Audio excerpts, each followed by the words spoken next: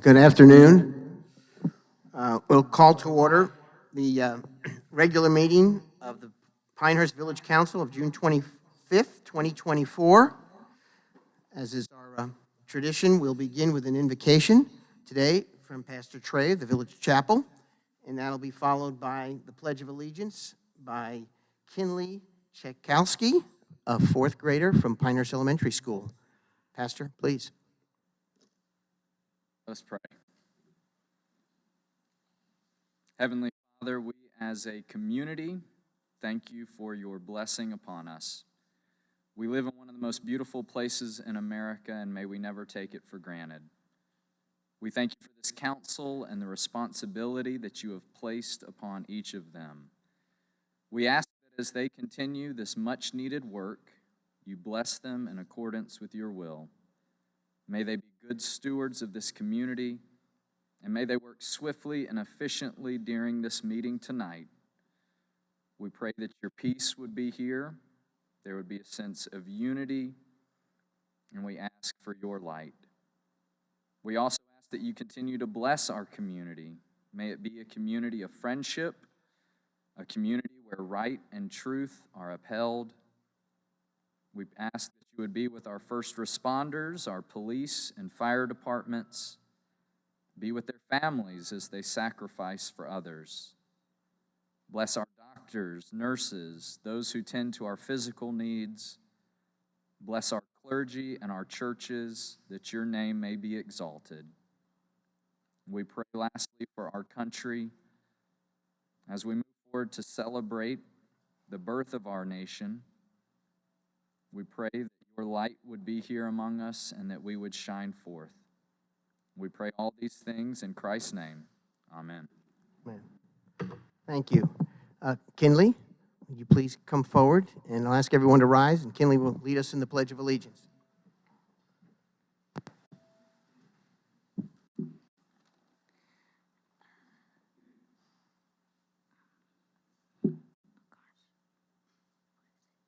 I pledge allegiance to the flag of the United States of America and to the republic for which it stands, one nation, under God, indivisible, with liberty and justice for all.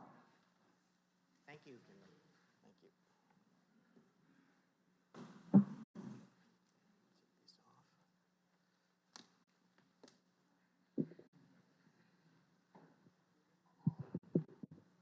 As is our tradition, we'll begin with some reports, first from the village manager and then from council members. Jeff Sanborn.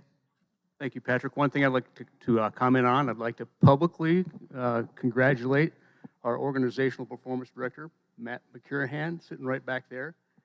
Matt has been chosen to be the next manager for the town of Mills River, North Carolina, and we're really excited for him. He's done a great job for us here for the last couple of years, and it's exciting to see him move on to a position of greater responsibility as he continues to develop as a professional.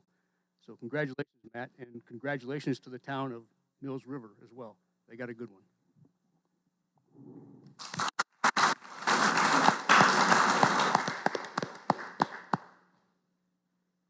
Okay. I have a few things to report on. First, it'd be remiss not to report about the recent U.S. Open and the success for the village of Pinehurst, of course, for the USGA and the resort itself, but in particular, as it comes to people in this room and who work in these buildings, our village staff. The success was pointed out in the pilot editorial, and I attended a meeting right after the Open, and carry back compliments that we received as a village from the leadership at both the resort and the USGA. So thank you, staff. I think we really conducted a tremendous Open for the village. We did our part, and I think almost 250,000 people who visited, I think some of them will be back, whether we like it or not, okay? I did get an opportunity to meet briefly with the governor, and and I reminded him that he was now in the most famous town in North Carolina, Pinehurst. And he acknowledged that, sort of. It wasn't, he didn't agree, but I'll say he acknowledged it. The next thing I want to point out is that you probably saw in the paper, there was, well, wait a minute, let me finish up on the VOP and the open.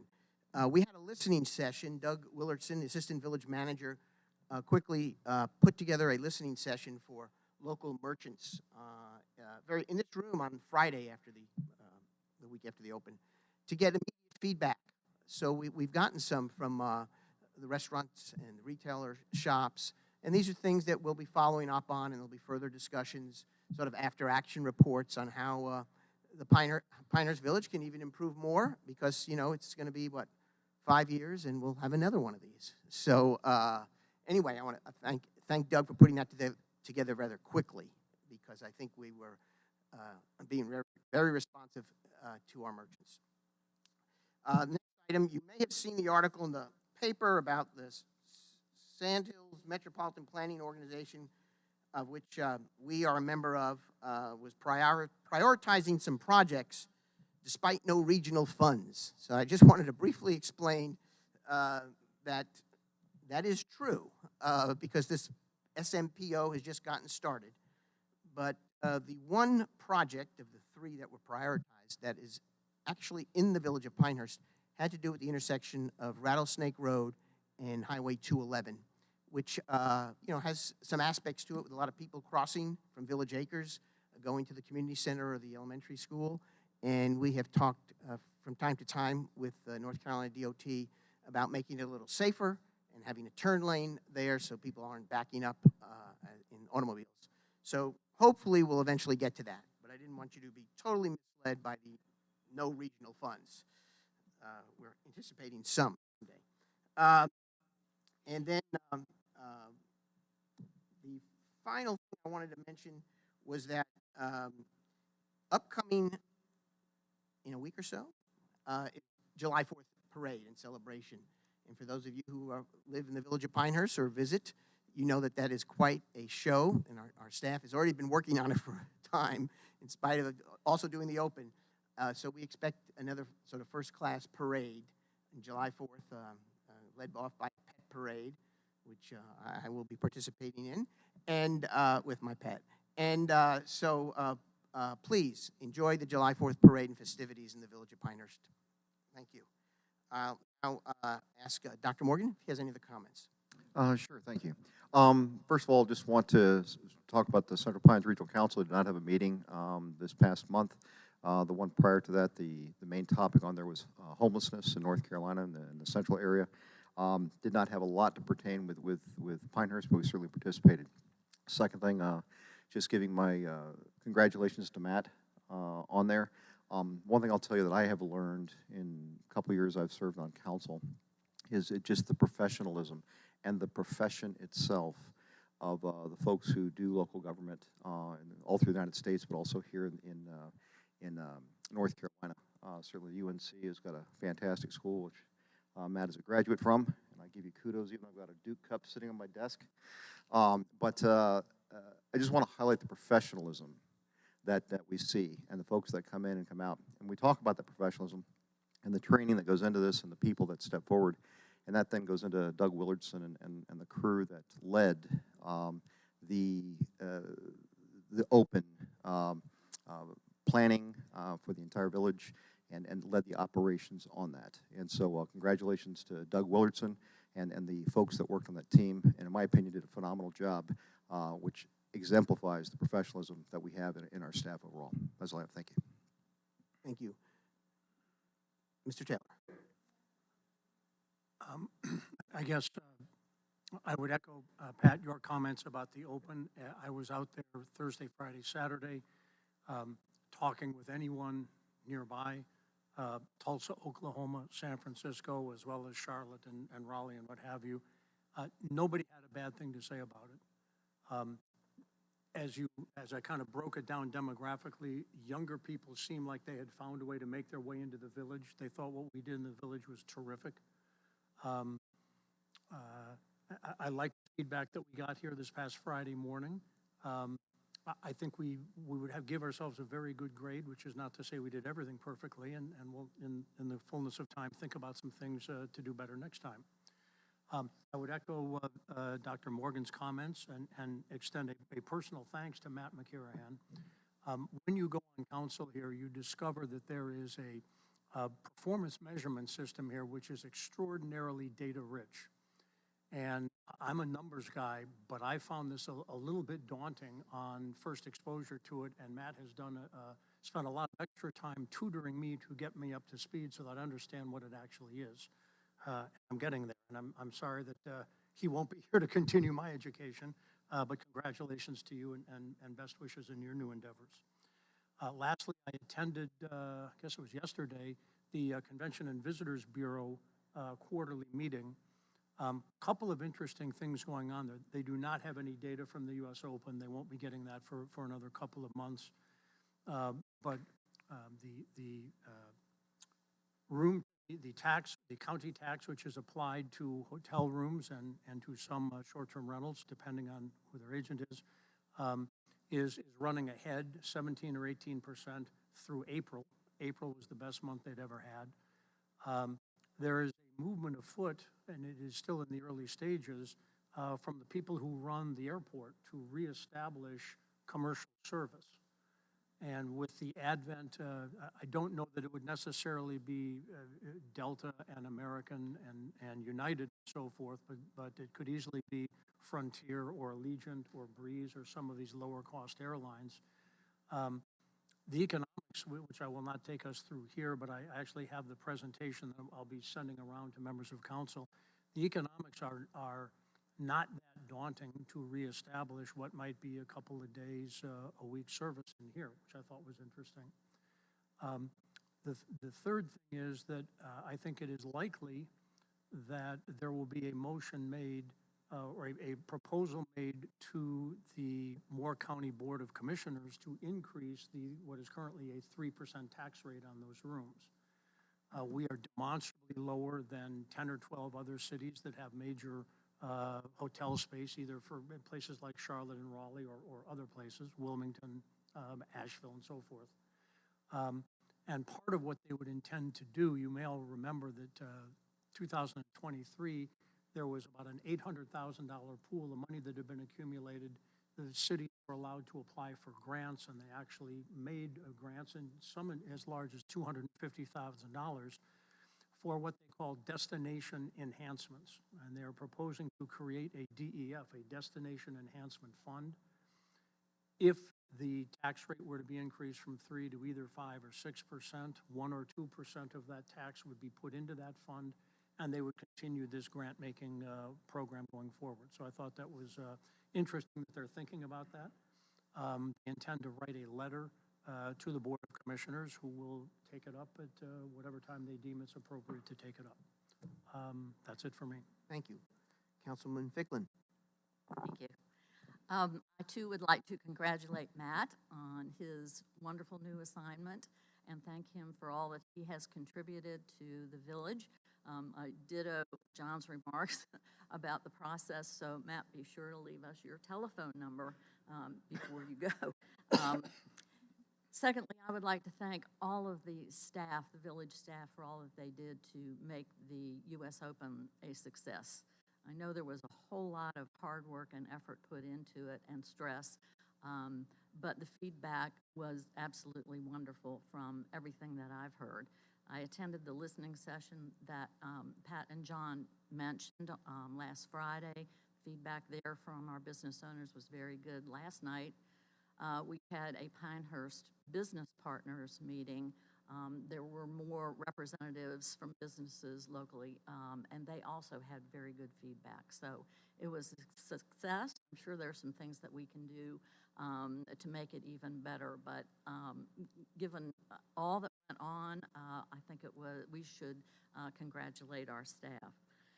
There's another group who had a whole lot to do with the way Pinehurst looked during the Open, and that's the Beautification Committee. That's a committee of people who worked very, very hard to beautify our community, and they did a wonderful job. On behalf of the Beautification Committee, I have an announcement to make, and that announcement is the 3 recipients for the 2024 Warren H. Manning Award. These were determined yesterday, and here are the 3 winners. Number 1 is Ivy Point Cottage at 10 McCaskill Road East. I'm sure you know the cottage, Pink Cottage. A unique feature of this property is that it has the last remaining vestige of the original ligustrum thicket between the walking path and the street. Manning used this throughout the village to protect pedestrians. The second winner is Liscombe Lodge at 75 Linden Road. And the third is the Glade Pollinator Garden at the USGA Hall of Fame. So those are the 3 winners. Be sure to stop by and see all of those. They're beautiful. In addition, there will be an article in the Pilot, hopefully this coming Sunday. It will have additional details about each of these winners and what is the best place to go to look and see all of the beautiful effort that they have put into this. So, congratulations to all those recipients, and thank you. Thank you. Councilman Farrell. Thank you, Pat. Other than trying to stay cool and enjoying the open, done a couple of things or participated in a couple of things. Number 1, thank you, Matt, for all you've done. And I, along with John, hope to continue my education to understand performance management. It's quite a daunting task, and you've given us quite an education in that respect. I appreciate it very much. Best wishes there. The second thing, I've been to a number of opens in my over the years, going back quite a ways, and this was far and away the best organized open I have seen, both from a USGA, but particularly from the village's staff point of view. I think they did a fantastic job in that respect. I've been to 3 opens here and many, many opens in other places, and this is extremely well organized considering the volume of visitors that came here, and I think we did a great job, to tell you the truth. Congratulations to the staff once again. A couple other things. I attended last Thursday at the NCDOT open house they held up in Carthage last Thursday, and I had a discussion with the NCDOT representative, along with actually Doug and I talked to him about the 4 or 5 different efforts that are being made and projects that are destined for our small village or that will affect us. And we had a nice rundown on those and the complete status, if you will, as to where they stand. And I think we're going to talk about a couple of those in the future, as well as we talked about the traffic light issue is relative containing poles rather than wires, and we're going to talk about that later on. I'll bring that up later on. So had a good meeting there. So that's about it for now. Stay cool, and once again, congratulations on a great open, and I think staff really deserved that. Thank you. Thank you, Jack. Well, before we go on to the consent agenda, I'd like to remind people if there are individuals who'd like to make public comments, which will come up after we take care of the consent agenda, please sign in at the back of the room there. There's a piece of paper and a pen, and we will call folks forward who want to make comments based on those who have signed up initially. We will go to item 4, which is the consent agenda. And all items listed below are considered routine or have been discussed at length in previous meetings and will be enacted by one motion. No separate discussion will be held unless requested by a member of the Village Council. The only item on the consent agenda is approval of Village Council meeting minutes. Do I hear any discussion, or do I hear a motion? I move to approve all the items listed and considered routine on the consent agenda. Second. A motion and a second. All those in favor? Aye. Motion passed. Okay. Let us go to item 5 now, the public comments portion of our meeting. Some of you may note that in the past, we used to have the public comment section further down in the agenda, and we made a determination, council did it, I don't know, a month or so ago, to move them up so that people could speak a little earlier. Yes. You can't?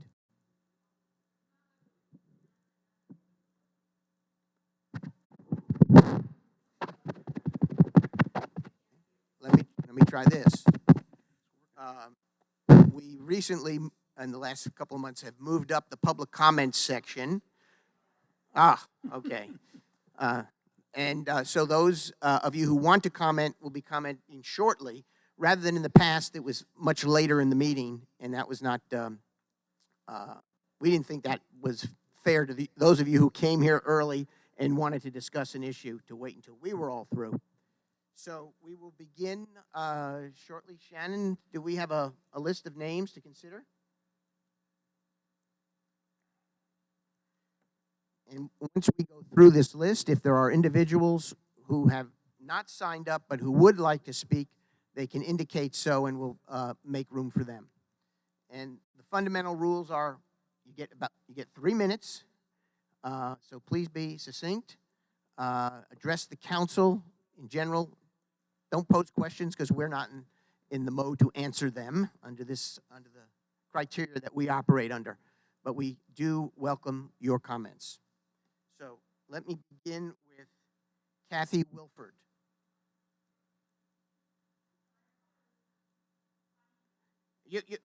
Oh, okay. All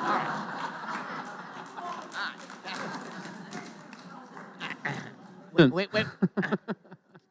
Kathy, we will acknowledge your presence, and we'll go on. Maybe we should start taking attendance. All right. Now, okay, let's try the second item, Darlene Davis. Okay, Darlene Davis.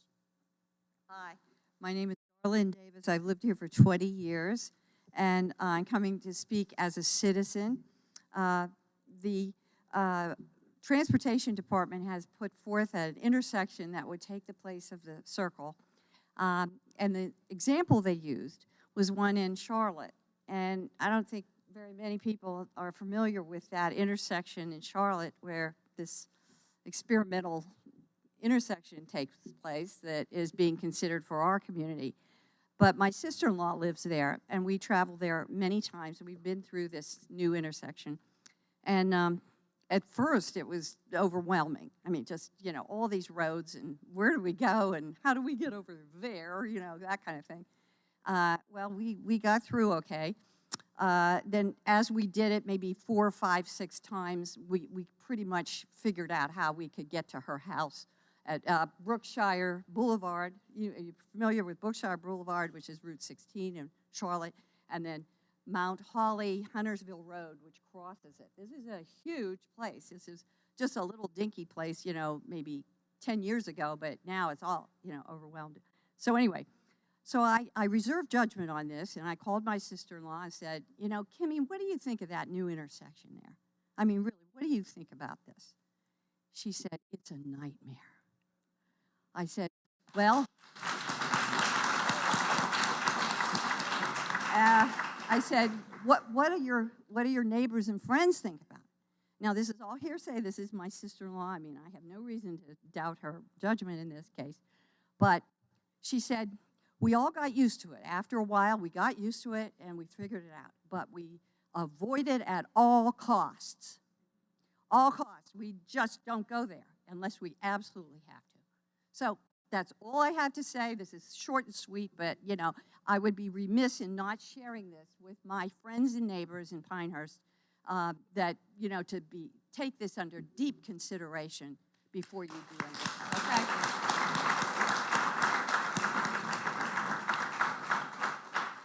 Thank you. Lola Garbarino. Lola here? Oh, okay. If you can hear me now.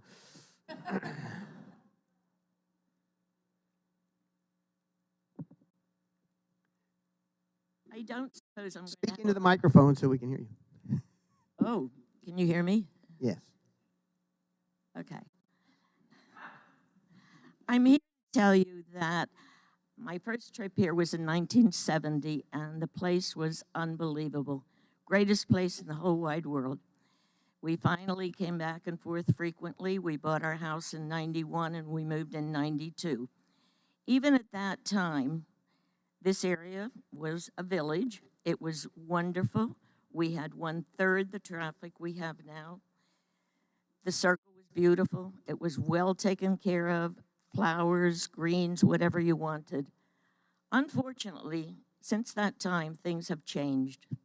And the circle is getting to be a bigger problem each day, each week, each month. We want the area to grow, which means we have to make changes as well. And just as we make changes with ourselves as we get older, there have to be changes with geography as we get busier. Everybody is trying to look forward to growth in our area. We have the Open, which was amazing. 5 years from now, we're looking at something else. And I'm sure these people are coming back, and we're going to have growth. And unfortunately, the circle just can't not accommodate the growth that's going on here. I don't know whether the answer is a larger circle. I do know in Cary they had a problem several years ago with exactly what we have, and they had the opportunity to make changes. Too many accidents, too many things going wrong, too small and too busy. And they took it down and they put in 6 traffic lights, and it changed the entire area to a safe place to go. People would know where they're going, and it just made sense. And it's not a nice thing to get rid of or to change, but I think the time has come when we have to consider changes. Thank you. Thank you. Mr. Bruce Geddes.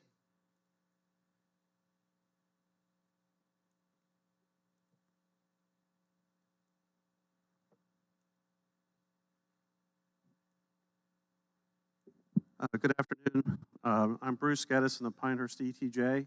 I have a comment about the circle. I have a handout. If I could approach the council, it's a brief handout. I'd like to speak to it. Would that be okay? Yeah, you can leave it. Shannon, if you want to grab that. Okay. Well, I'd like to walk you through it. Okay, you got 3 minutes to walk us through it. Okay. Just one. This information is DOT information, and it shows growth assumptions for southern Moore County, in fact, all of Moore County, through 2040. The first page shows what's in the travel demand model prepared by DOT. These numbers are the baseline numbers that are based on the 2010 census, and this is the basis for the starting of the travel demand model prepared by the engineers at DOT. I have no reason to believe the engineers are making any mistakes here. These numbers are numbers provided by the U.S. Census Bureau, and the model is prepared by competent engineers.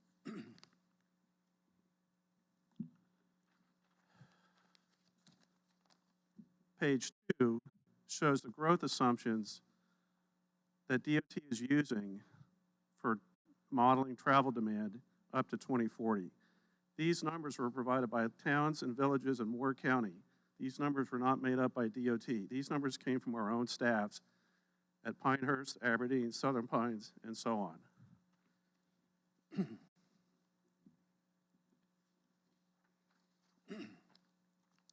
The third page is the blow-up of the numbers provided by the towns and villages. You can see where the circle is, and you can see, for example, in the Lake neighborhood alone, the growth assumption is plus 1,000 more homes above and beyond the number of homes that were in the Lake neighborhood in 2010.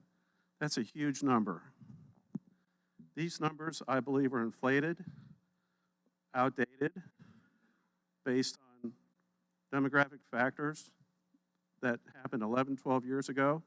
I think it's time to ask Mr. Mayor, who's a member of the Sandhills Metropolitan Planning Organization, to ask DOT for another cut at these numbers. I understand the travel demand model is being updated as reported in the pilot a few days ago. Let's get this right. I think these numbers are way overinflated. I think this should show the circle is way oversubscribed in the future, And if you believe these numbers, then a CFI is what the engineers would come back to. However, if the numbers are more accurate, more reasonable, based on recent trends, for example, there's over 3,000 acres on north side and south side of 211 west of Pinehurst that are in conservation. So these numbers aren't valid. And I don't see how we can put 1,000 more homes in the Lake neighborhood. It's just not possible. So let's get those numbers right first while DOT is updating the travel demand model. Then we can see what's the best alternative for the circle. Everyone agrees that growth is going to happen. The question is how much and where. And that should be the first question we ask, and then see what the best alternative is for the circle. Thank you. Thank you.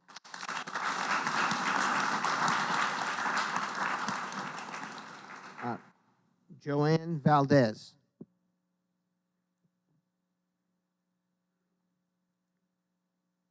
Thank you for your time. I'm Joanne Valdez. I live at 10 McCaskill Road, Ivy Point Cottage. Congratulations, so Joanne.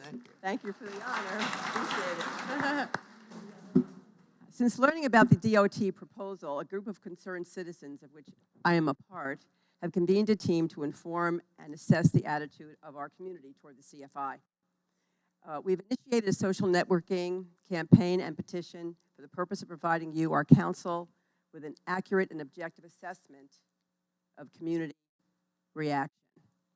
I'm here now just to quickly report what we've learned just in the past week since we've launched our website, our Facebook page, and our petition.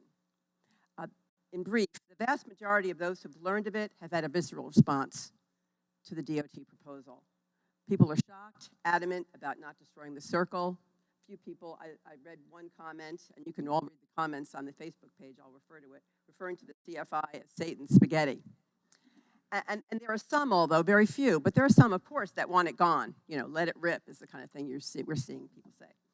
If you go to pinehurstcircle.org, you can read community comments by clicking on the link to our Facebook page, and you can read what people are saying. With only a week's worth of data, we feel it's safe to report that so far many of your constituents, and those in other jurisdictions as well in Moore County, feel the circle needs to be improved, but not destroyed. Practically no one has said, do nothing. We are the ones that are going to have to live with concrete traffic lights and T-bone accidents that intersections are known to perpetuate. Some will lose their homes, and all of us will lose 6 acres of trees and our Midland Road exit to the village. And what's more perplexing is DOT is installing circles all over the state as a safer, more efficient, and environmentally sound alternative. So here's some of the data, real quickly, that we have collected after 1 week of reaching out to the greater community in southern Moore County. We've reached 6,000 people on Facebook, targeting the area within a 20-mile radius of Pinehurst. We've received 180 comments on Facebook, with a significant majority opposing CFI and offering alternatives. We've reached 900 plus people on an email campaign. We've received 856, as of about half an hour ago, signatures on our petition at change.org. We found 10 independent posts on Nextdoor asking people to sign the petition.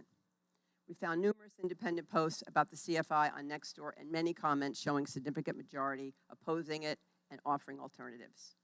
We also landed an unsolicited spot on the Moore County Connect Daily newsletter. So we're in full spring on social media. We'll be giving you updates, and we'll continue until the final decision is made about the circle. Thank you for your time. Thank you.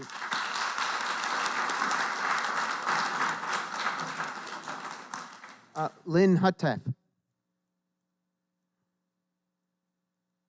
Thank you, Pat and Council.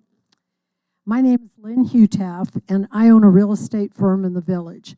Over the past 5 years, we have sold close to 600 homes in Pinehurst, Southern Pines, Aberdeen, Whispering Pines, Carthage, and West End. 99% of our, am I too close? 99% of our transactions are resales. That means someone has to move out for another buyer to move in. We do less than 1% of our sales in new construction. Most of our towns are built out. During the last 5 years, which included COVID, we filled up our cities. Pinehurst, Southern Pines, Aberdeen, Whispering Pines. There is very little land available for building or developing. It is wrong to assume the same level of growth will occur in the next 5 years as the last 5 years. We are landlocked. The last 5 years were growth years that we may not see again. Also, the people that come to our area choose Moore County for the charm, character, and small town feel.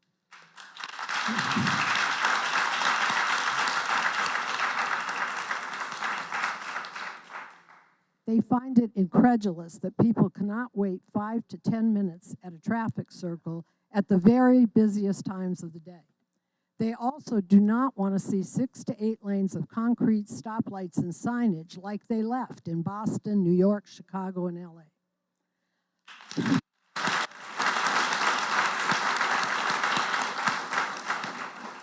Pinehurst is the garden spot of North Carolina, and the circle on historic Midland Road is the entrance to the garden. We need the Village Council to take a stand and provide a less radical way to improve the flow of the circle without closing the entrance to Pinehurst. Thank you for your time.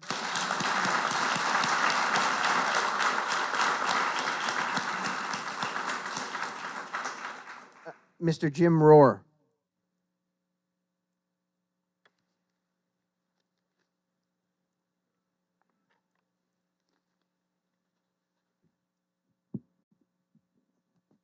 Good afternoon.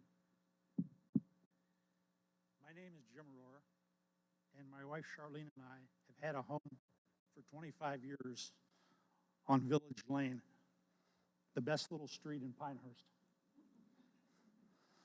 I am here today representing the hundreds of area residents that have signed a petition in the last 10 days asking that the Pinehurst traffic circle be improved, not destroyed. For far too many years, previous councils have kicked the can down the road instead of promoting solutions that could make the circle work more efficiently. There are many simple, inexpensive fixes that could be deployed, such as lowering the speed limit to 25 miles an hour, bollards placed on the other 3 entrances, and speed cameras with mailed tickets to those exceeding 29 miles an hour.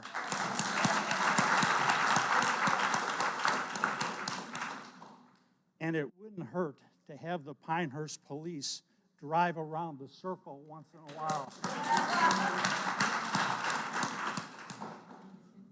It is extremely important that council take a leadership role in stopping this ridiculous plan the DOT has proposed.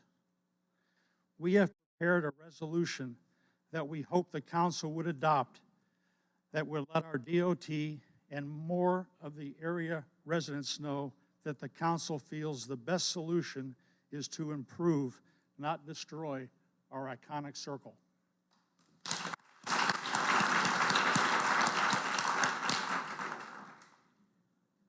We have a resolution which I'm going to provide for you. I'm not going to read it. It's 4 pages long. It's just a sample. I will read the last paragraph. The first 3 pages of this resolution, for those who like to read legal documents, contains 16 whereases. You don't need to hear all those. But I will read the last paragraph. Now, therefore, be it resolved by the Village Council of the Village of Pinehurst, North Carolina, in a regular meeting assembled this 9th day of July, 2024, which is the next council meeting. Village of Pinehurst call upon the North Carolina Department of Transportation to, number 1, retain the Pinehurst traffic circle, reject the continuous flow proposal. Number 2, conduct formal environmental studies of the impact of the proposed destruction of the circle on water runoff, air and noise pollution, and wildlife. And 3, extend the public comment period to the latter of November 1st, 2024, and at least 30 days beyond completion of all environmental studies, so as to allow our citizens fair opportunity to participate in government processes. Thank you.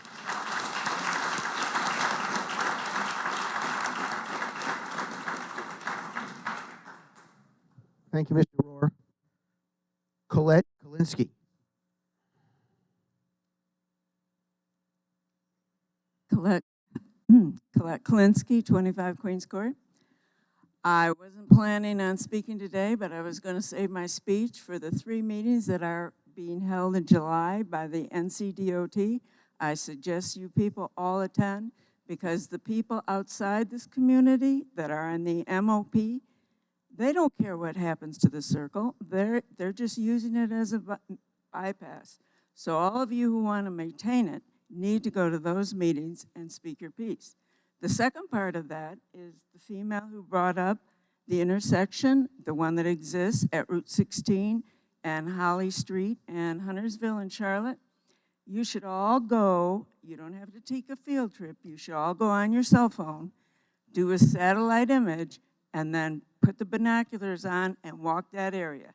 They are telling you on the continuous flow that essentially it's going to be 2 traffic lights. There is no continuous flow in this. There are approximately 6 traffic lights at that continuous flow intersection in Holly. Oh, there's 8. Go look at it. And it just looks like a barren piece of thing.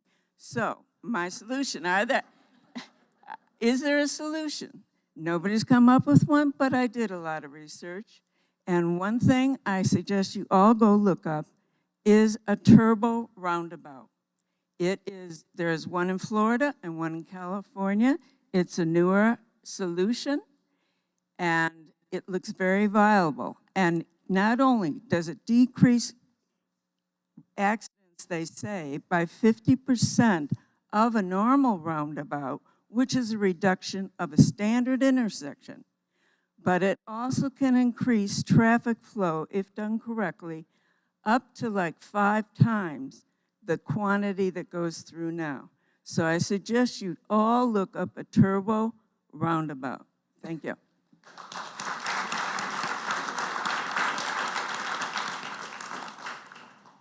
Is there anyone else who would like to address the council? Please. I see a few. I see 3, so please come up, state your name, and go right ahead. Hi, my name is Peggy Harrington. I live on Holly Lane. It's in the Burning Tree Sugar Pine area. I just want to say that I lived in Austin, Texas, where they have one of these continuous flow intersections. And I can tell you from experience, it's a nightmare. It's an absolute nightmare. And they, after 9 years, they are redesigning it. So you need to think really hard, and do go to Charlotte if you want to. I'm telling you, it is a mess. It's just a disaster. So if we can come up with a solution rather than destroying, that's what we need to do. Thank you. Thank you. Please come forward and state your name. Thank you.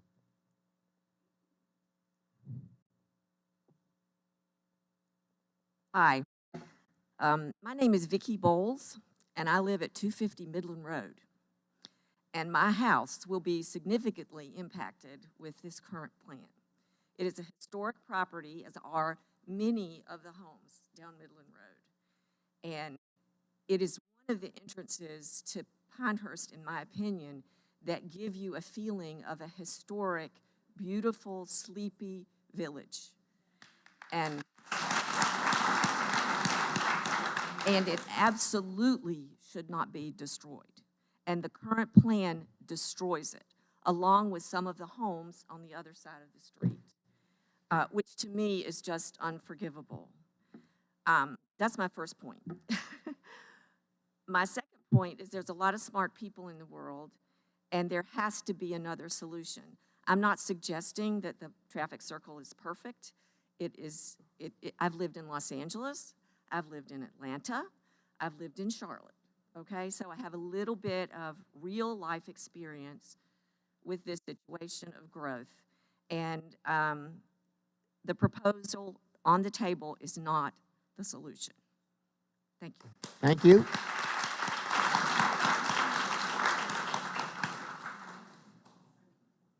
Please come forward, state your name. Hi, my name is Alana Romero. I'm at 105 Lake Forest Drive Southwest, so I'm in the lake, and whoever said they can't build 1,000 homes over there is right. There's no room. We're closed.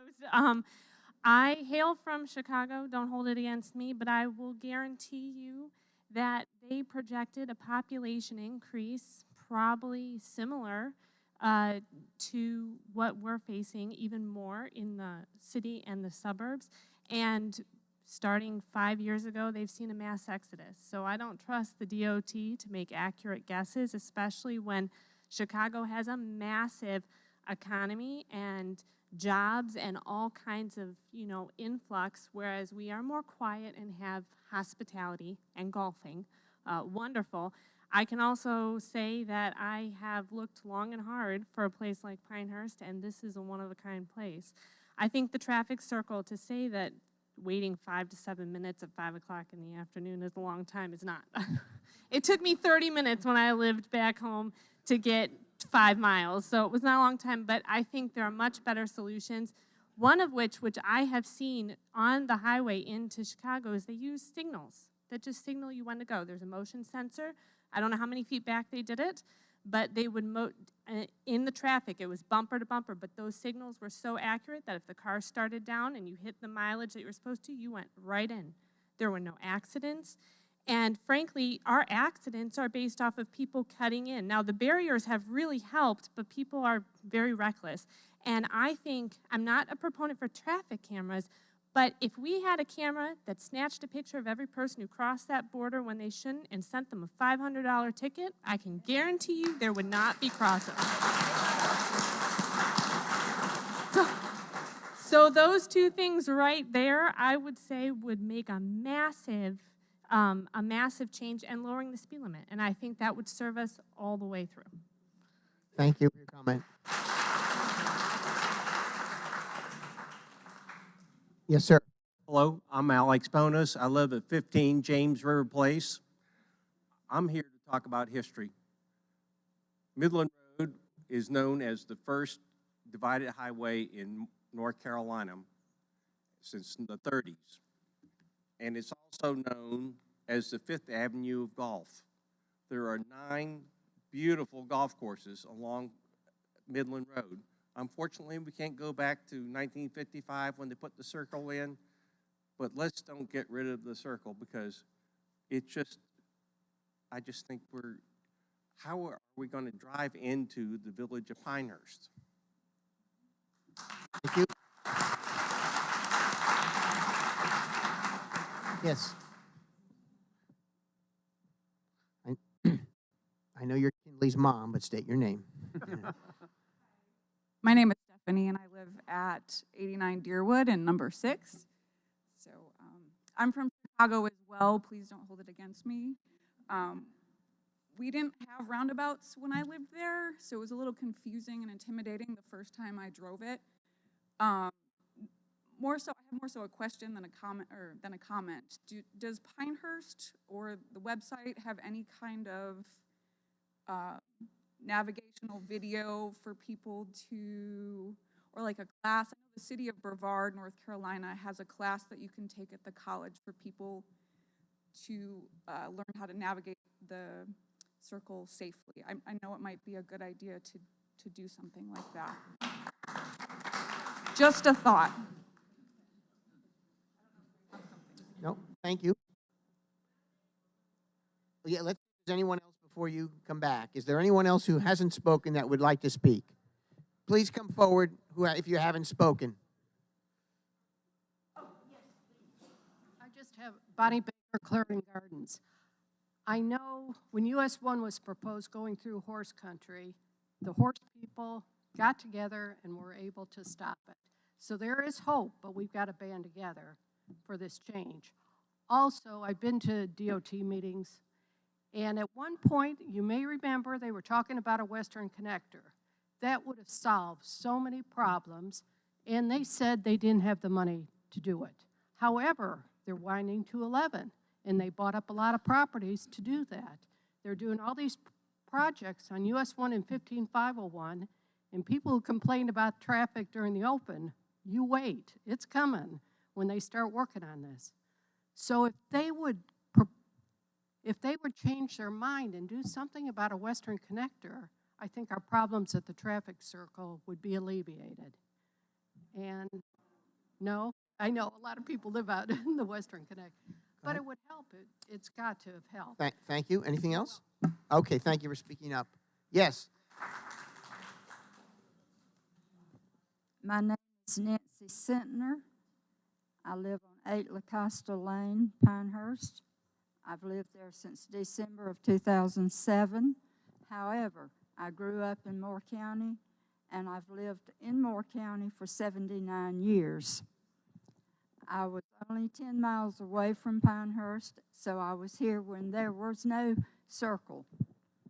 I saw all of the progress that was made, and they changed it one time. The first circle had 2 lanes all the way around, and people were supposed to go around in the circle inside, and then when they got where they wanted to turn off, they had all this other traffic in their way. So when they changed the circle, it is much, much better. And since all this talk has come about that the circle is causing problems and that there's too much traffic, I have purposely gone through that circle several times in a week at different times of the day to see what the problem is. I don't see a problem.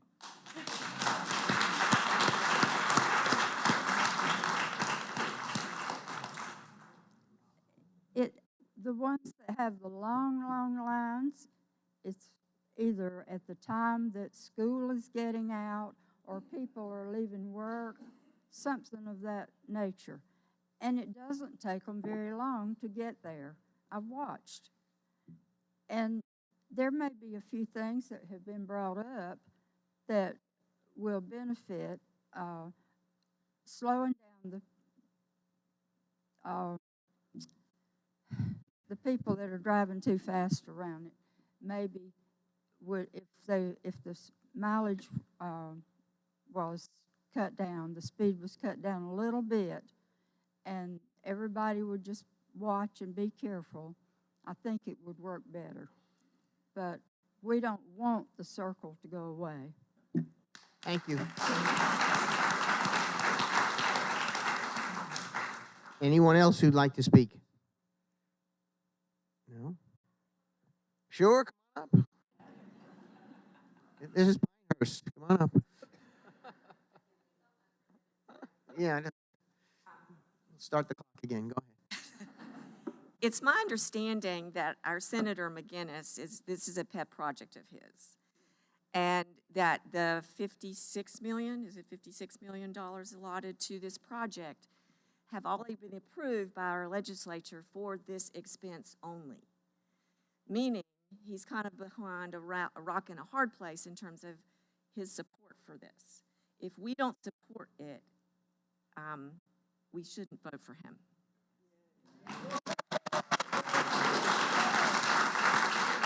Is there any other comments? I'd like to steer clear away from political endorsements or anything, but does someone else have a comment? Yes, ma'am. Come on back.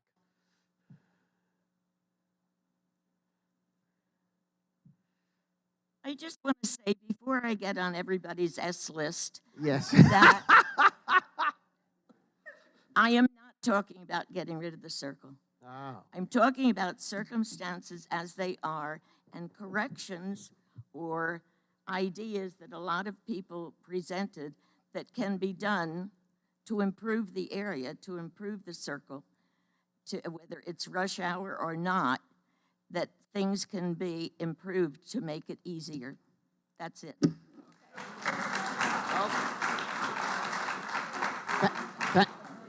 Thank you for that clarification. It's amazing how things go during the course of a public comment period. Are there other, oh yes, I see another hand. Come on up.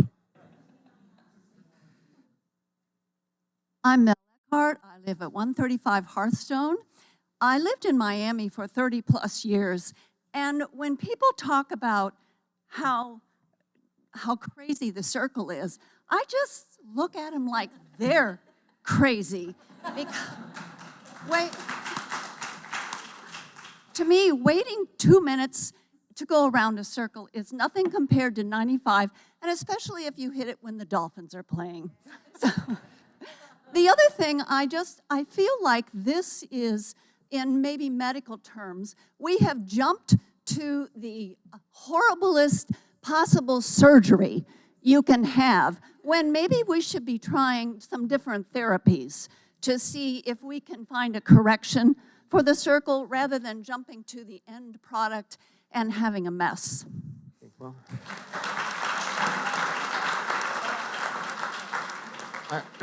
we're fortunate, Bella. We have a doctor among our council members, so it may be helpful. Yes, I see a hand. Come on up.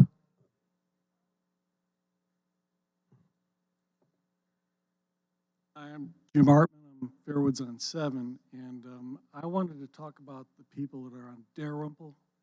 I'm feeling very sympathetic towards them, and I hope we all should feel that way, especially this council, that these are people that can lose their homes due to eminent domain, and I think that is so unfair.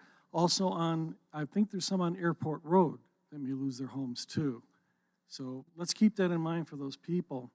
The other thing is I asked Siri, simple question. What is safer, circles or traditional intersections? And Siri came back and said, circles are 71% safer than traditional intersections. And then my second question to Siri was, give me some examples of NCDOT who has come under their budget. And Siri came back and said, I don't understand your question.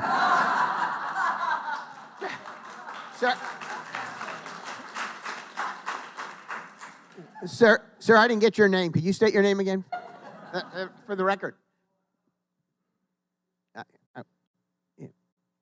Jim Artman. Artman, yes, thank you, sir. Okay. Is there anyone else, or should we ask Suri if there's an update? No. Okay. I thank you all for your comments. You've probably seen on the agenda in a short period of time, the council itself will be engaging in a discussion on this topic, and everyone is welcome to stay, of course. And your input is very welcome, and it is very important. So thank you for that. I'm going to move to Item 6, Q3 Strategic Operating Plan Update. Matt, you're just a very lucky guy to be able to follow the public comment period.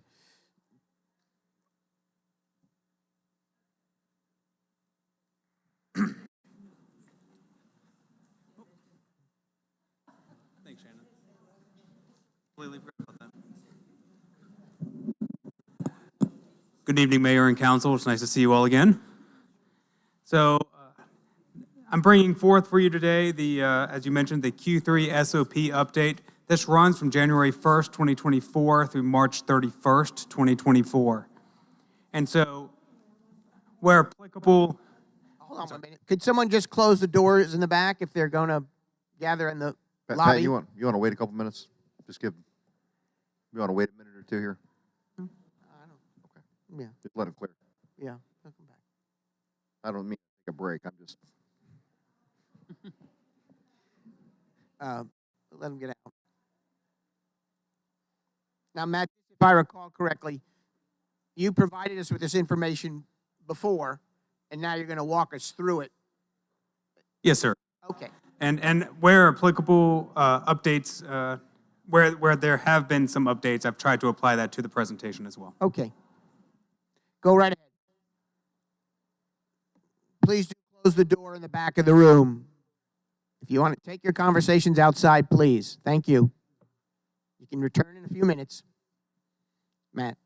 Yes, sir. So as I started previously, this covers and encompasses the time of January 1st, 2024 through March 31st, 2024. So there has been a little bit of time, obviously, between where these updates are and some items that have been moving forward over the last couple of months. So where possible, I've tried to provide some further context for your consideration. So we're going to start, as always, with the Initiative Action Plan updates. And for those of you in the room and listening at home, these are those large-scale, resource-heavy, resource-intensive projects, usually over multiple departments, over multiple years. And so the Q3 update, again, as a snapshot here, you're looking at 2 items that are currently in progress and on schedule at the time of the end of March 31st, 2 items that are in progress, not on schedule, and then 2 of them that starts in the future. And although I'm going to get to it in a second, part of this also goes into the items that you all had directed us during the FY 2025 strategic planning retreat, and then afterwards your action for the actual passing of the budget going into FY 2025. You'll specifically name those topics. Absolutely. Yeah, Yes, sir. Thank you. So the first item, first initiative action plan item is the update to the Pinehurst Development Ordinance. And what we had done during Q3 is worked on completing the RFQ, or the request for qualifications, and council approved that RFQ in Q3. As you can see, the next item on this list is to actually bring to review and recommend a consultant to Village Council, and that currently was slated for Q4 FY 2024, Q1 of 2025, for you all to be able to review those RFQs and to be able to interview potential consultants. Can I ask a question about that? Yes, sir. My understanding is that we are issuing an RFQ to understand who may be qualified to potentially lead the development of our new PDOs. Is that correct? Yes, and so I'm going to... Looking for qualified candidates. This is not an RFP where we should, in fact, specify what we're looking for, the deliverables, et cetera. Is that correct? So I'm going to defer to Jeff on this one specifically. In my experience, it depends between RFQs and RFPs, because to your point, some could be more specific. RFPs are more specific for what you're actually looking for. Where I was going is that at some point in time, when we decide we're going to move forward on a new PDO, we need to specify very clearly what the end result is we're looking for. Mm-hmm. Not only what the end result is we're looking for, but how we expect that task to be accomplished, in the sense of to what extent we're looking for checkpoints periodically, maybe implement a steering committee, et cetera, because the RFQ as it currently stands does not define that extremely well. So we need to develop an RFP, if you will. Is that correct? So again, I'm going to defer to Jeff if there's anything in particular. I think you can formally do it in 2 steps like that, or you can just move on to a contract negotiation that would include all those details. Yes, and that's my experience as well. Is that through the RFQ process, the consultants or anyone who puts in for that RFQ is able, by your review, you're able to review those qualifications, be able to identify those, and then work through potential consultants to be able to identify then those parameters and scales, just like you would through an RFP. But an RFP would put those parameters on. Maybe it's a matter of semantics. In my opinion, RFQ, a request for quotation, is used when you have a very exact definition of what you're looking for. In other words, you want to build you're looking for a vehicle, and you know the specifications, or you're looking for a fire engine, or you have the building design done, and you're looking for the quotes. Whereas an RFP is a request for proposal where you specify, tell me how, this is the end result I'm looking for, but tell me how you would get there. So there's a significant difference in the tenor of those 2 documents. And Matt, just if I could follow up on that, is the Q quotation or qualification? It's qualification. That's what I thought. So to me, an RFQ, you are asking organizations to submit to us, here's why you should hire us. not necessarily a quote for their services on which a contract could be based. That's what he requests for proposal. Of course, a qualifications-based, So at some point in time, we need a, cost-based. Yeah, but there could be multiple people who we feel are qualified, and we still have to get a proposal for what they would charge and so forth. so at some point in time, we would develop a better definition of exactly what we're looking for. Is that a fair way? Yes. Yes, exactly, yes. Okay. I just want to make sure we don't go too far down the road without a well-defined definition of what we're looking for. Absolutely, and again, I'm speaking in general terms here because there are more people more qualified than mine to answer specifically around this. But through that qualification process, those consultants that respond to it, you'll be able to review those and be able to better understand whether or not those consultants fit potentially the qualifications you all believe are necessary in order to complete the PDO, and then from there be able to identify potential parameters that are necessary. So, to the at some contract. point in time, within this task, there's a subtask, which is define exactly what we're looking for as far as a new PDO. Is that correct? Yes, absolutely, because you would have to, Okay. again, as a part of any kind of contractual You might want to contracting expand service. this description to include that at some point in time, because that's a significant event. Yes. And a significant effort, as a matter of fact, I think, to actually define Well, exactly let me- what you're looking for. I think what I'm hearing, we're going to have two competitions. First, we're going to have a competition for the consultants who are going to submit their qualifications to us. And then we're going to have a second competition for the proposal. Is that right, or or does the consultant get the RFP? This is where I go back to my point about an RFQ supports a decision based on qualifications. And there are types of hiring actions like this that, according to the state statutes, must be qualifications-based and cannot be cost-based. So you'll select a firm to work with and then negotiate the outcomes. But first of all, Jeff, thank you. I think that's an important clarification, but I think, Pat, I agree with you. This is effectively a two-step process. It is different from, I'm obviously relying on my knowledge, the federal government process, which is a little different when you put out a request for proposal. And in that proposal, they would submit the qualifications of the individuals who would be working on the project. Now, I understand we were under a different statute and all, but that's what's causing me a little confusion, but I'm following it. Yes. In general terms, yes. At the end of the day, the ability to say who you all believe as council or at staff, when staff reviews it as the most qualified for potentially moving forward, then those, as we recommend reviewing and recommending a consultant that staff believes is the most qualified, or potentially multiple consultants, again, depending on that situation, for you all to review and then interview at the next stage. I'm Bog sure us that down here. I think there's another step here that we need to take before we go too far in this. That's where I'm coming from. Okay.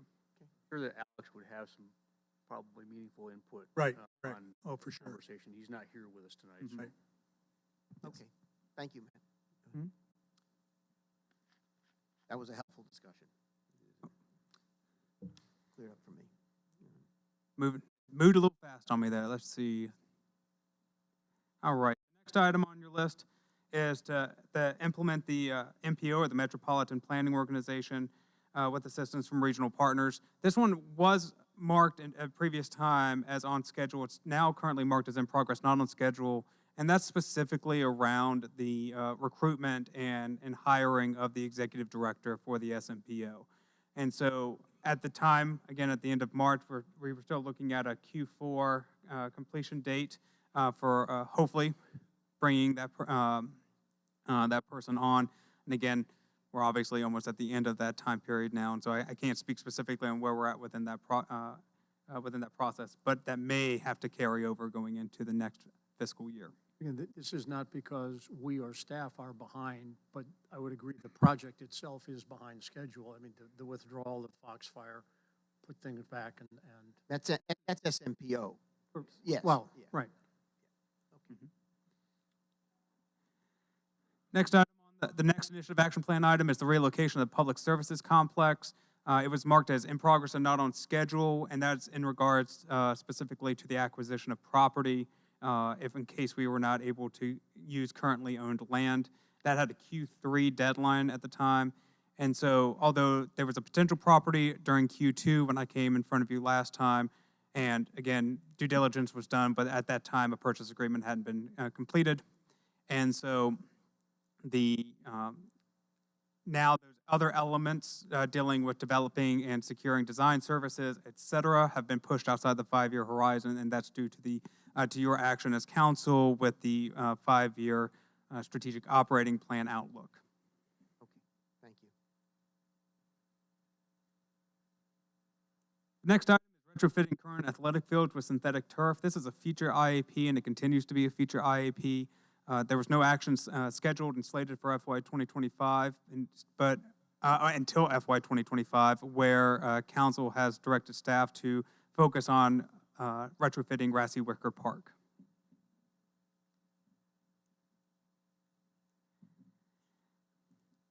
The expansion and renovation of the Given Memorial Library and the Tufts Archives was marked as in progress and on schedule.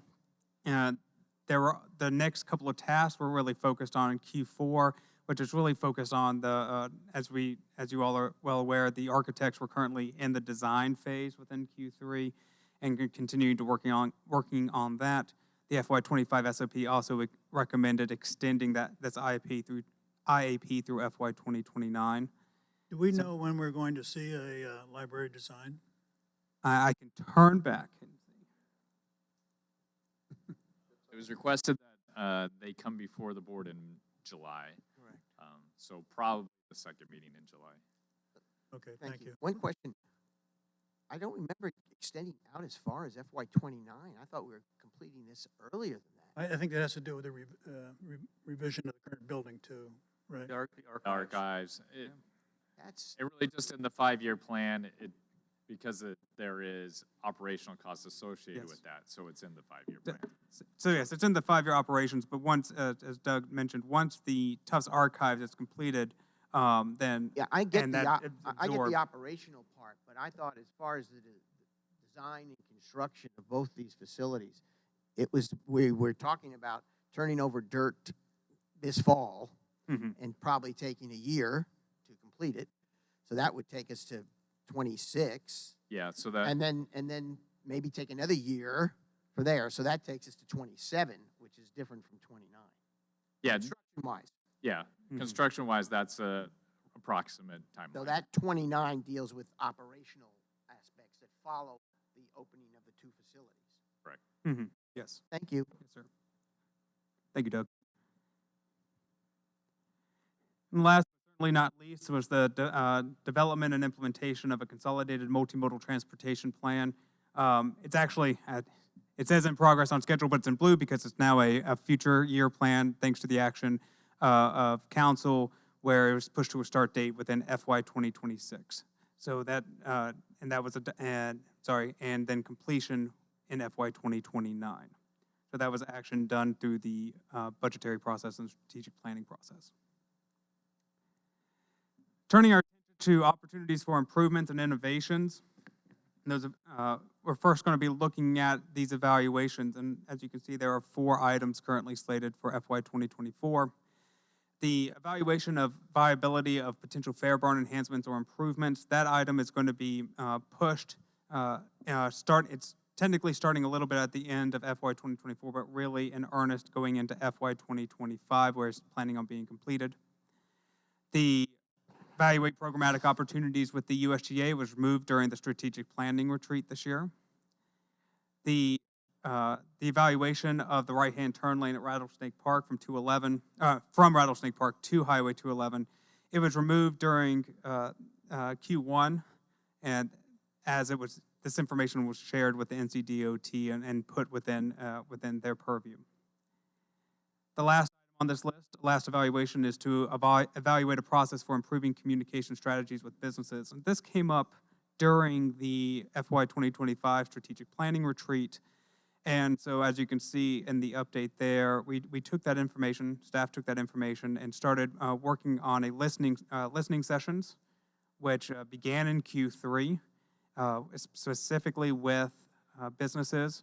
And so we've completed those, and we're now actually continuing our defined ways in order to speak with our businesses to collect information from them. And in fact, I believe there was just a meeting regarding that with the U.S. Open as well, as we talked about earlier.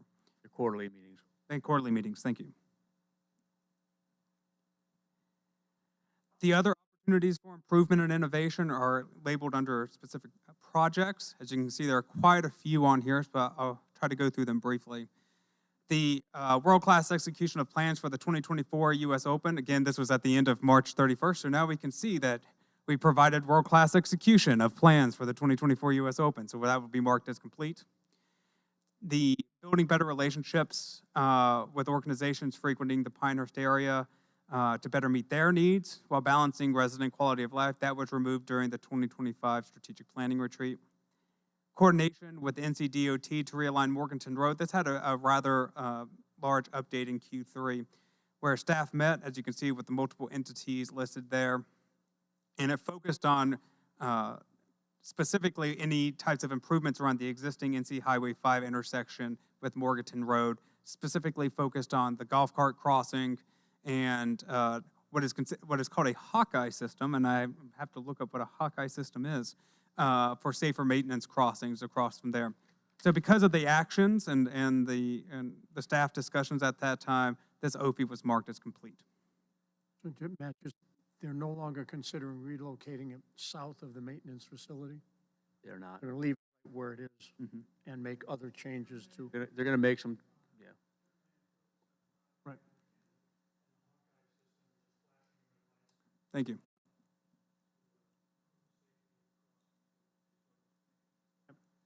Thanks. The next item we've heard a little bit about this evening and we'll be talking about a little bit more this evening, is the collaboration with NCDOT to improve the traffic circle.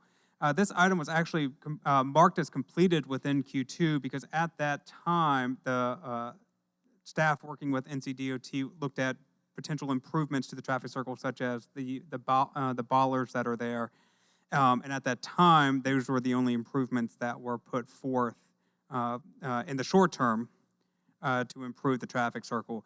As you can see here, and as we know, those conversations are going to continue in the future and to look at future year improvements. Yeah, there were a couple of suggestions in that memo that we sent to DOT a year or two ago that they didn't follow through on, but they did consider our recommendations. Mm-hmm.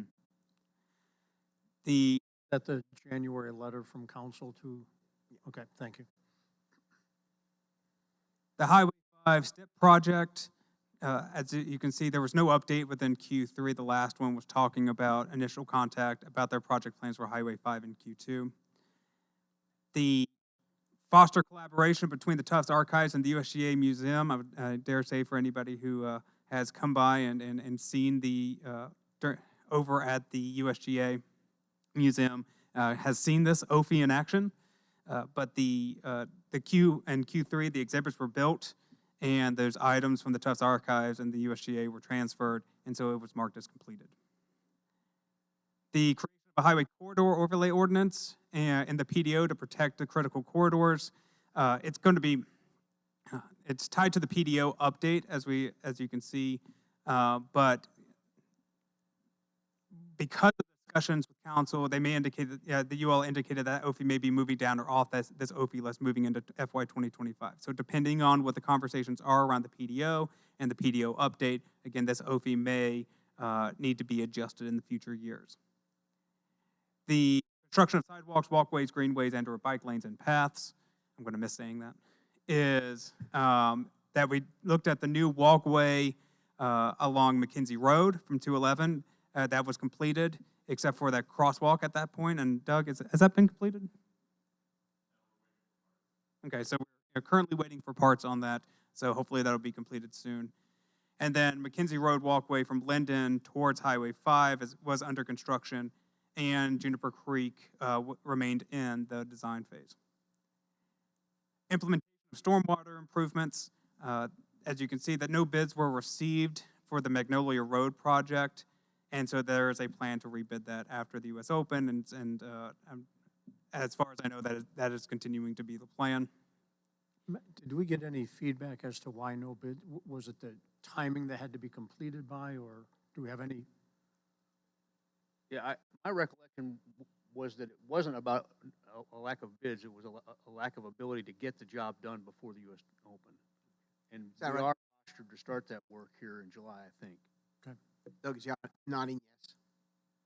As you can see there were several other stormwater projects that were focused on and completed in Q3, and there are continuing to be more in Q4 as well. Village Place streetscape enhancements. There was talking about angled parking on Chinkopin to parallel, along with associated light bollards and landscaping. At the time, we were awaiting estimates on that, and then any remaining projects we're planning on actually being completed in late summer. So those are going to be continued. As you can see, it's FY '24 through '28. It'll be continuing over into FY 2025 a little bit. And then last, but certainly not least, the address resident street lighting dissatisfaction. At this time, that OP has not yet been started because it continues to be conversation around how to best address that. Matt, can I go back up to when this create a highway corridor overlay ordinance? Yes. Is that, rather than me guessing, what is that to enhance existing roads or to plan for, in the 2019 comprehensive plan, there is a discussion about attempting to, in essence, define a potential pathway for a western connector. Mm-hmm. And to begin the process of laying that out. Is that what this refers to, or is it something else? I think it's not related to a western connector. It's related to our highways such as 211, providing some type of overlay similar to what the county has an overlay district too, that would have different requirements, landscaping, setback, parking, so forth within that district for building. Those are for existing 15501, 211. Right, where our highways, where we have control of the Thank you. highway, so to speak. The An highway overlay corridor. modifies the base zoning. Right, it's an overlay Things that would be district. appropriate for our highway corridors that would be overlaid over the base zoning in those areas. Thank you. I didn't think we were going to drop that, but maybe it happened before I arrived. And so with that, those are my updates for, there we go, for Q3. I'm happy to take any additional questions that you all may have. Council, any questions?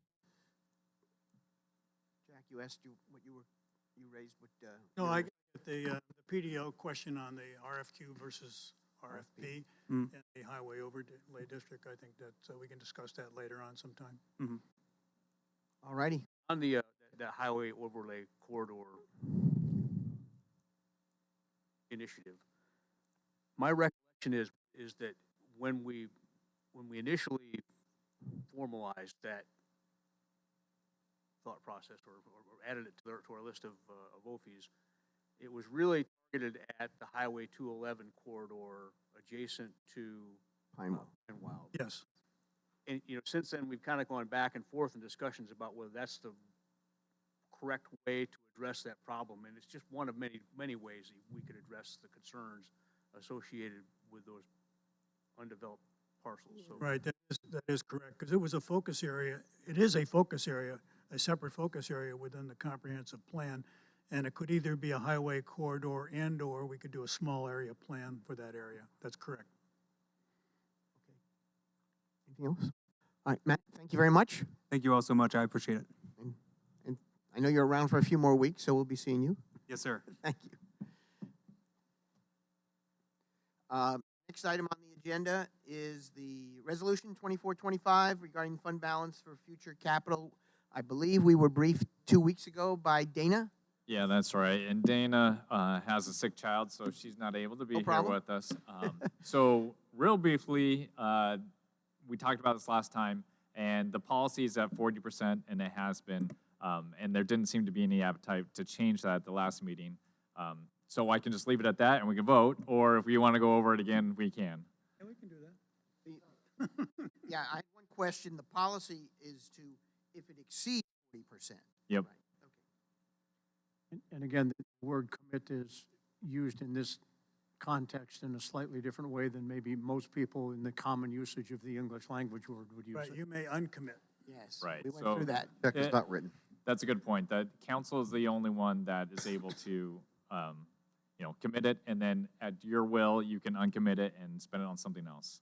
Right. I'm not sure what project you could spend that amount of money on that wasn't capital related, but so Or we'd have the option of not spending it. exactly. All righty. Any other questions? Otherwise, I'll entertain a motion. No. I move to approve Resolution 24-25 to commit fund balance for future capital. Second. I have a motion and a second. All those in favor? Aye. Adopted. Okay. Now, other business. If we have some, we always have one on here, and then we have one, of course, in the work session also. But is there anything in particular for this session someone wants to raise in other business? Well, I think I sent you guys a note in respect to other business. I'd like to just have a quick discussion. Doug and I actually mentioned this to NCDOT when we were up in Carthage last week about the light poles that Oh, yeah, the hold light our poles. Yes, traffic yes. lights. I responded. And the background is that when 211 was being planned and built in some 10 plus years ago, we negotiated, if you will, with NCDOT such that the light standards holding the traffic lights would be the large green poles that you see on 211 right now. And the idea was that it enhanced the streetscape and you knew you were entering Pinehurst and so forth. So now that DOT has a bunch of projects going forward, I would like to somehow or another make sure we, I wouldn't call it a policy, but we advise DOT that in the future, as they develop these road improvements, and those road improvements include signalized intersections within the village of Pinehurst, we would like those light standards, I guess that'd be the right word, to be similar to, if not the same as, the green metal standards that we have, such that our streetscapes are enhanced as you come into Pinehurst. And there's about 7 that I can think of, Route 5 in Blake, Route 5 Monticello, Route 5 in Morganton, although that's existing, 15501 in Memorial, 15501 in Page, 15501 in Juniper Creek, and 15501 in Spring Lake. I think NCDOT in general doesn't want to implement something and if they have a plan to improve that road. Yeah. So they expressed a concern that they can't go ahead and do something and then tear up the road. For example, 15501 going north, there are plans, although I don't know how well funded they are, to improve that road from the circle all the way up to Route 73. And so at some point in the future, those intersections would be redone. And when they are redone, we would have the light standards improved. I remember your email, and I agreed, and I do think we should go formally on record in writing to them, so that there's nothing falls between the. Yeah, I don't know the best way to handle that. Jeff, you have any I think a suggestions? letter would be fine. Just to maybe flesh out the history on this. We have a really good working relationship with DOT on all of these projects, and as a matter of due course, they always engage us in a conversation about our desire for our decorative metal light poles. Right. With regard to the intersection improvements that just took place on 15501, we had a conversation with them, and we agreed, and the council at the time agreed that we would not invest the money in doing that upgrade now, because we would wind up doing it again when that future project Right. to widen 15501 north of the circle took place. Okay. So it was a deliberate decision, and we had a healthy conversation with the DOT officials about that. And we've had similar conversations about, for example, the Page and Highway 5 intersection in the past. Okay, good. Because of the issue you raised, I couldn't help but notice when I was driving along at the 15501 Morganton Road intersection, which they just redid. The roads look nice, but the traffic lights are there hanging on the wires that you've pointed out we want to avoid. Well, I mean, It would And enhance so the I thought appearance, our streetscape, right? Yeah, and so, But that intersection is not in the Village of Pinehurst. no, I understand that. I was just saying from observing it visually, I thought about what you were And saying. as you come down Morganton and Monticello has those, our standards, as a matter of fact, yeah. So, All right, so we'll prepare to make them aware. Does that sound right? Yeah, I think they already are, but we can emphasize it and. I just Yeah. wanted as to we go emphasize it, forward, okay. yeah. Thank you. Okay. Any other business that someone would like to bring up? Okay. I have none either. The next item is a motion to adjourn, and I'll ask the council what, if they'd like to take a few minutes right now and do that. Okay, I get that sense, so I'll entertain a motion, and we'll take a 5-minute break. I move to adjourn the regular meeting. Second. Okay, motion and a second. All those in favor? Aye. Aye. We got it. Okay, 5-minute break, and then we'll reconvene and go to the work session.